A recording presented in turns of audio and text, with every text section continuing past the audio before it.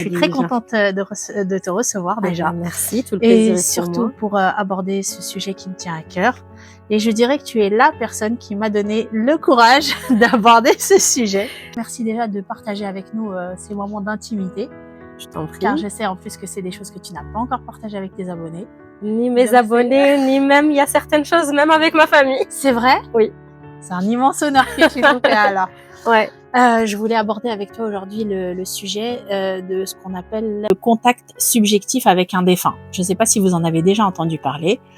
Donc toi, je sais que tu en as déjà entendu parler et encore mieux parce que je sais aussi que tu l'as vécu et que c'est quelque chose qui te concerne en première ligne. Oui, exactement. Tu peux nous recontextualiser dans quel cadre? Yes, pourquoi c'est personnel? Parce que c'était avec mon père, Allah yarhamah. Donc, en gros, il y a eu le Covid. Donc, j'ai été confinée 2 ans et 2 mois, pour être précise, que je l'ai pas vu. Puis, il est tombé malade.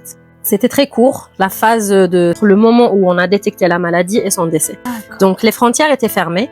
Du coup, je pouvais pas y aller. J'ai fait 2 séances de chimio. À partir de la 2e, ça commençait à se dégrader. Donc là, il y a un soir, je l'ai senti. Là, ce soir, il y a quelque chose qui se passe. Je parle avec ma sœur. Je lui dis, j'appelle papa, il répond pas. Et là, elle me dit, non, t'inquiète, juste hier, il avait mal, il était fatigué, donc il n'a pas pu dormir. Aujourd'hui, il dort. Puis t'es sûr qu'il n'y a rien? Elle me dit oui, sûr. 6h du matin, je reçois l'appel de ma sœur pour m'annoncer la nouvelle. Donc t'avais senti... Ah ben oui. Et là, je vais zapper cette étape Hafeda parce que je me suis programmée pour pas pleurer. J'appelle mon frère pour lui dire, s'il te plaît, attends-moi, s'il te plaît. Il me dit, Khadija, il y a les hommes qui se sont déjà regroupés. Tu vois, dans la religion, on dit que une fois les hommes se regroupent, il faut l'enterrer. Tu vois, en plus, c'était un vendredi. Donc, sallallahu alayhi salat al-jumu'ah. Ils m'ont raconté ça le soir quand je me suis calmée un petit peu et tout.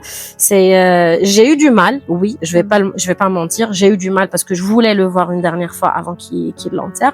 J'arrive chez moi. Il y avait le ghetton et tout à l'extérieur. Donc, mon frère, il m'a vu. Il est venu directement vers moi. Il me prend dans ses bras. Et là, je lui ai dit, dis-moi s'il te plaît que vous avez attendu. Il m'a dit non, désolé Khadija, on l'a enterré. Là, t'as pas supporté. Ouais, j'imagine. 2 ans et 2 mois que je l'ai pas vu. Il a été enterré sans que je puisse le voir. Ouais. Bon. Donc. T'es courageuse, Wallah. Ma mère, déjà 2 ans qu'elle m'a pas vue, avec l'événement qui s'est passé, j'avais surtout peur pour elle. Donc, quand elle m'a pris dans ses bras, j'ai vraiment senti ce qu'elle ressentait.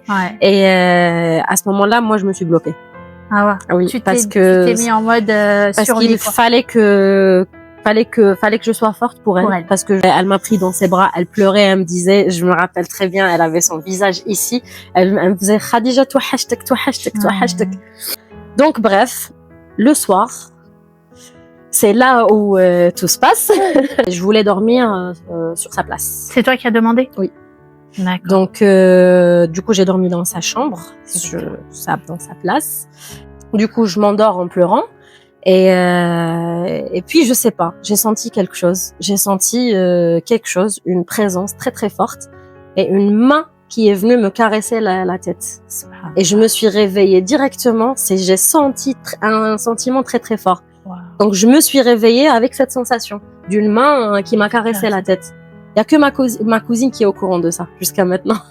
J'ai contacté ma cousine le lendemain. Je lui ai dit, tu vas me prendre pour une folle. Mais j'ai senti la présence de papa hier soir. Elle m'a dit, ça ne me choque pas. J'ai déjà vécu ça et ça ne me choque pas du tout. Donc là, en prenant du recul, c'était beau. C'était beau. Tu vois, c'est que... Il t'a fait un signe, même il était là, il était là, il me manquait, il savait, il connaît. Papa, il voulait même pas que je sache qu'il était malade. Il leur avait dit, ne lui dites pas que il avait un cancer. Ne lui dites pas que j'ai un cancer. Moi, je le savais. Ma sœur me l'a dit. Pendant 1 mois, je lui parlais au téléphone sans qu'il sache que je suis au courant. Je l'ai jamais vu malade, papa. Tu vois. C'est là l'image que j'ai de lui, c'est pas d'un père malade. Et je pense que c'est pas si mal. Et le soir même, t'avais pas fait de rêve ou quoi que ce soit? Non, le soir même, le début, je faisais pas vraiment de rêve. C'était vraiment la présence que je ressentais. Je dormais, comme je t'ai dit, dans sa chambre, dans sa place. Et c'est à quel moment que t'as commencé à recevoir des... C'est quelques mois après. Parce que comme je t'ai dit, j'ai dû prendre sur moi au moment de l'jnaza. Donc, je me suis bloquée. En janvier, j'avais un petit souci de santé, donc j'étais à l'hôpital, pile poil au moment où lui, il était malade. 4 jours avant que j'entre à l'hôpital, j'ai appris qu'il avait un cancer. Sur ce moment-là, j'avais peur que moi, je parte sans lui dire quelque chose. C'est ça. Tu vois? Donc, j'ai écrit un mot en disant que j'étais reconnaissante envers lui pour tout ce qu'il a fait pour moi, blablabla. Et c'est une lettre que tu avais pu lui donner? Non. J'avais écrit ça en ayant peur que ce soit moi qui parte. Un soir, je rangeais chez moi et je tombe sur ce cahier-là. Oui, plus tard, j'ouvre le cahier et je tombe sur ce mot. Du coup, je l'ai lu et j'avais peur que moi je parte sans pouvoir lui dire ce que j'avais, ce que je pensais et ce que je pensais de lui et de ce qu'il a fait pour moi et tout. Mais au final, c'est lui qui est parti sans que je puisse. Je suis partie voir mon médecin pour lui dire je dors plus en fait, j'ai besoin d'un truc pour dormir. Et là, il me dit mademoiselle, vous êtes en train de faire une dépression. Donc voilà, il me donne des médicaments et tout. Je voulais pas les prendre au début, mais après bon, j'ai fini par les prendre. C'était une erreur. Je ne le recommande à personne. Donc c'est là où j'ai commencé à avoir vraiment des idées noires. C'est que pour moi, ma vie s'est arrêtée avec le départ de papa. C'est tout ce que je faisais n'avait plus de sens. Ma réussite n'avait plus de sens. Je partais au travail, c'était à cause de mon travail que j'étais pas avec lui, parce que je suis venue en France, parce que j'ai étudié en France, parce que je travaillais en France, que j'étais pas avec lui. Donc tu t'es mis à t'en vouloir finalement. Oui, ah bah oui, non mais je m'en suis voulu à mort à ce moment-là. Je m'en suis voulu à mort. Et là, j'ai commencé à rêver de lui. J'ai commencé, non mais faut que je te dise un truc très important. Même c'est pas que moi qui rêvais. Je décide de faire en fait, c'était un peu ça. À chaque fois que j'y arrivais plus, je me disais je fais une sadaqa pour lui parce que je peux rien lui faire aujourd'hui. La deuxième fois, je me suis dit vas-y, je vais faire belkoukas. La nuit sadaqa à la papa Allah yarhamah. Le lendemain, ma cousine m'appelle. En fait, non, elle m'a appelé le jour même, j'ai pas répondu parce que j'étais occupée et tout. Va, comment tu vas? Nanana, nanana. Je t'ai appelé hier. Je lui dis oui, j'étais occupée parce que j'ai fait une sadaqa, j'avais du monde chez moi, etc. Elle m'a dit t'as fait quoi? Je lui ai dit j'ai fait belkoukas. Elle a explosé de pleurs, en larmes. Je lui dis mais qu'est-ce qui t'arrive, Asma? Elle a dit je t'ai appelé pour te dire fais sadaqa ta belkoukas pour ton père.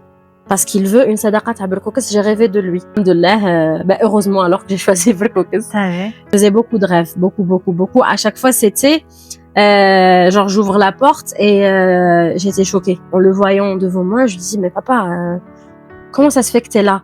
Et il me disait non mais je suis là ma fille, je suis là Benti haka. En fait à chaque fois que j'allais pas bien, il intervenait. Je rêvais de lui.